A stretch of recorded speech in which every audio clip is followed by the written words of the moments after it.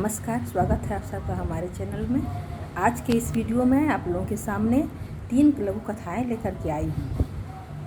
सबसे पहली कथा है महाराजा रंजीत सिंह अपने महल में बैठे माला जाप कर रहे थे। वहीं उनके बगल में अतिथि के रूप में आए हुए एक फकीर अपनी तस्बीह लेके बैठे थे।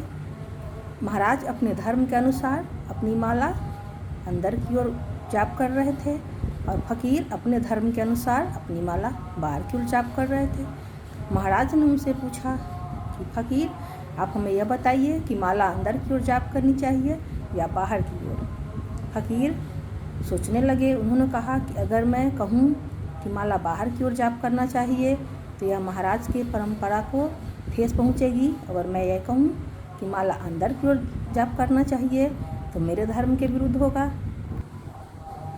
कुछ सोचने के बाद वे बोले कि महाराज, माला जाप करने के 2 उद्देश्य होते हैं, अपने अंदर के दुर्गुणों को बाहर करना और सद्गुणों को धारण करना।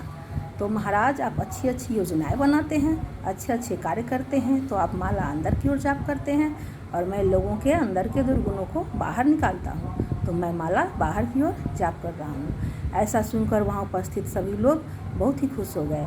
तो इस कहानी से हमें यह प्रेरणा मिलती है कि अगर किसी ही बात को अच्छी शैली से कहा जाए तो उसका एक बहुत ही अलग और सुंदर प्रभाव होता है। मेरी दूसरी कहानी का शीर्षक है महाराज की आसक्ति।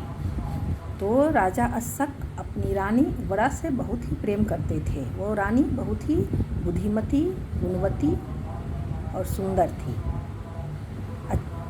समयानुसार रानी की मृत्यु हो गई। राजा उस मृत्यु से बहुत ही शोकाकुल हो गए। उन्होंने खाना पीना तक छोड़ दिया और रानी के मृत शरीर को तेल से लिप्त कर उसी के पास हमेशा बैठे रहते। उस समय महात्मा बुद्ध अपने पूर्वजन्म बोधिसत्व के रूप में भ्रमण कर रहे थे। जब वे भ्रमण करते करते जम्बू द्वीप आए और उन्हें राजा की स्थिति का पता चला तो उन्हें बहुत दुख हुआ और वे उनकी सहायता करने के बारे में सोचने लगे। वे राजा से जाके मिले। राजा ने जब सुना कि बोधिसत्व आए हैं तो वे उनके पास गए और उन्होंने अपने दुख का कारण उन्हें बताया। राजा ने बोधिसत्व से पूछा कि क्या वे रानी उबरा से उनको मिलवा सकते हैं। तब बोधिसत्व ने ध्यान लगाया और उन्हें कहा कि रानी उबरा को दूसरा शरीर मिल चुका है और वे आपके ही बाग में एक कीट के रूप में जन्म ले चुकी है। महाराजा को इस बात पर विश्वास नहीं हुआ। तब बोधिसत्व ने अपने योग बल से उस कीट को अपने पास बुलाया और राजा को यह शक्ति दी कि वह उस कीट से बात कर सके। जब राजा ने उस कीट से पूछा कि तुम पूर्व जन्म में क्या थे, तो उस कीट ने कहा कि मैं पूर्व जन्म में रानी उबरा था। तब राजा ने उससे पूछा कि क्या तुम अपने शरीर को त्याग कर इस उबरा के शरीर में वापस आ सकते हो। तो उस कीट ने कहा कि नहीं, अब ऐसा संभव नहीं है, मुझे अपने इस शरीर से बहुत ही लगाव हो गया है। कीट के इस जवाब को सुन करके राजा की आसक्ति भंग हुई और फिर वे अपने राजकाज में पुनः वापस आ गए। तो इस कहानी से हमें सीख मिलती है कि किसी भी चीज़ के प्रति ज़रूरत से ज़्यादा अगर आसक्ति हो तो हम अपने कर्म से पथभ्रष्ट हो सकते हैं।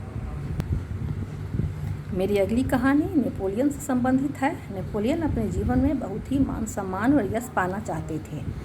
उन्होंने सोचा कि अगर मैं साहित्य लेखन का कार्य करूं तो मुझे यह प्राप्ति हो सकती है। उन्होंने 8 वर्षों तक लेखन का कार्य किया लेकिन कोई भी प्रगति हासिल नहीं कर सके। तब उन्होंने उस राज्य में सैनिक के रूप में कार्य करना शुरू किया और धीरे धीरे बढ़ते बढ़ते वो इस देश के महान शासक हो गए। तो इस तरह से हमने देखा कि अगर कोई व्यक्ति अपनी क्षमताओं को सही रूप से पहचान ले और उसका सही उपयोग करे, अपनी क्षमताओं को बढ़ावे, तो वो आगे चल कर के एक सफल व्यक्ति हो सकता है। अगर एक क्षेत्र में असफलता प्राप्त हो गई तो क्या हो गया, हमें दूसरे क्षेत्र में प्रयास करते रहना चाहिए और इस तरह से जो व्यक्ति ऐसा करता है वो आगे चल के सफलता प्राप्त करता है। तो हमारा आज की वीडियो में इतना ही। मैं अब आगे फिर एक दूसरी वीडियो लेकर के इसी तरह से प्रेरक कथाओं के साथ आपके सामने प्रस्तुत होंगी। अगर आपको मेरा यह वीडियो पसंद आए तो इसे लाइक करिए और इसी तरह के बातें जानने के लिए और हमारी रोचक कथाओं को सुनने के लिए हमारे चैनल को प्लीज़ सब्सक्राइब कीजिए। प्रणाम।